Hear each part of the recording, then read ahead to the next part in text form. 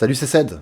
Comment ça va? L'Apple Pencil est un accessoire presque indispensable dans certaines situations et son usage n'est pas seulement limité à ce que l'on pourrait penser. Je vous propose donc de mieux connaître ce stylet d'exception afin que vous sachiez vous en servir comme il se doit. Commençons tout d'abord par l'écran de verrouillage. Si vous souhaitez prendre une note à partir de celui-ci, il vous suffit de tapoter une fois sur l'écran de verrouillage et vous pouvez ainsi annoter ce que vous désirez.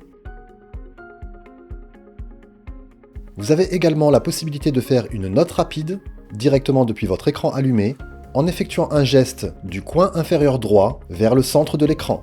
Une nouvelle fenêtre apparaît et vous pouvez ainsi annoter quelque chose rapidement. À partir de cette fenêtre, vous avez bien sûr la possibilité d'accéder aux différents outils.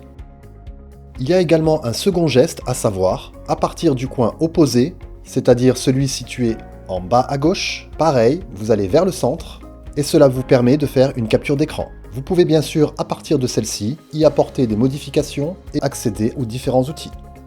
Autre chose, c'est au sujet de la fonction double toucher ou double tap.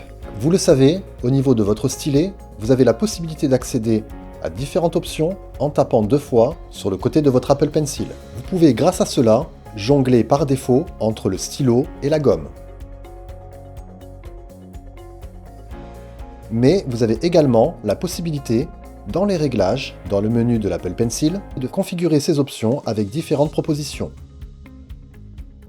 Comme je vous l'ai dit, basculer entre l'outil actif et la gomme par défaut, basculer entre l'outil actif et le précédent, afficher la palette de couleurs, afficher les attributs d'encre, ou tout simplement désactiver ces options.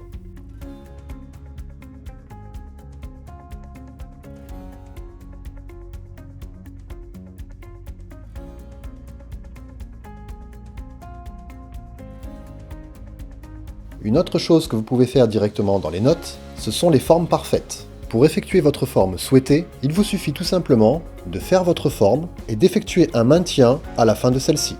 Vous pouvez faire comme ça des carrés, des triangles, des cercles, des étoiles et même des traits. Vous pouvez faire également, grâce au geste proposé, des flèches. Pour ce faire, vous faites un trait et vous revenez un petit peu en arrière. Et vous voilà avec votre flèche. Et si vous voulez faire une double flèche, vous partez dans un sens puis dans un autre au début et à la fin un retour en arrière.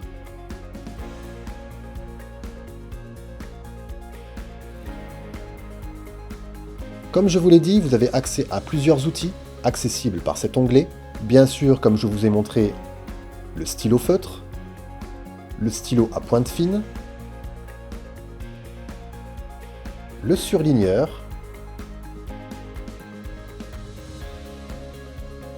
bien sûr la gomme. A noter que toutes ces options sont paramétrables. Par exemple, pour la gomme, vous appuyez une fois pour la sélectionner et une seconde fois pour basculer entre effaceur de pixels ou effaceur d'objets. Effaceur d'objets, cela vous efface votre dernière annotation, et effaceur de pixels, vous le ferez plus précisément. Et bien sûr, vous avez différentes possibilités de réglage. Pour les stylos et les surligneurs, vous avez la possibilité de jouer sur l'épaisseur du trait,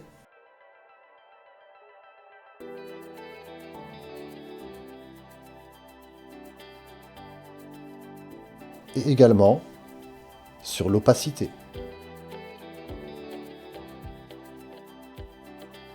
Toujours dans les outils, vous avez également la règle.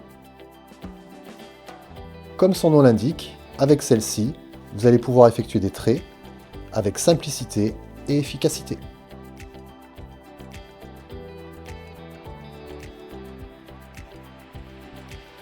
Vous avez également un outil de sélection. Par exemple, si je veux reprendre toutes ces formes et les décaler sur un côté, avec celui-ci, je vais entourer mes formes.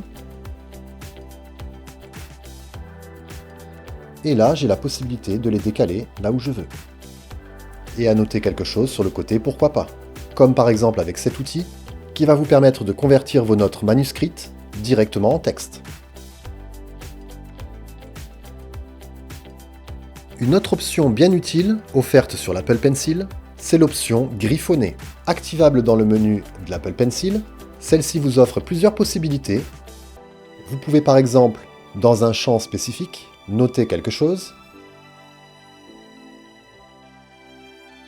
supprimer un mot en le rayant,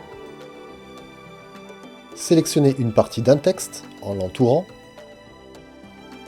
Vous pouvez également insérer un mot dans une phrase en touchant la partie du texte que vous souhaitez modifier et en la maintenant, vous ajoutez votre mot.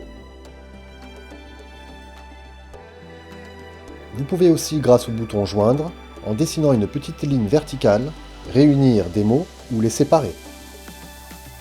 Une autre chose à savoir, le système reconnaîtra certains éléments que vous auriez à noter, comme des numéros de téléphone, des dates et même des adresses. Toutes ces options sont vraiment très pratiques, je les utilise moi-même régulièrement lors de prise de notes, cela me permet d'être encore plus productif avec mon stylet. Vous avez maintenant tous les éléments pour optimiser l'utilisation de l'Apple Pencil, que vous détenez ce stylet ou que vous le prévoyez, votre expérience avec cet accessoire n'est plus seulement limitée à la simple pratique originalement pensée. Beaucoup de choses sont possibles comme vous avez pu le voir, mais si pour vous l'Apple Pencil reste un produit trop cher pour ce qu'il offre, sachez qu'il existe aussi des alternatives intéressantes, notamment ceux de MetaPen, comme le A14 que je vous ai présenté récemment, et le D1, la dernière nouveauté que je vous parlerai prochainement. Pensez bien à vous abonner pour ne pas manquer la vidéo, tout aussi intéressante dans le genre. Et en attendant, vous pouvez toujours liker celle-ci si elle vous a plu, et moi je vous dis à très vite, bye.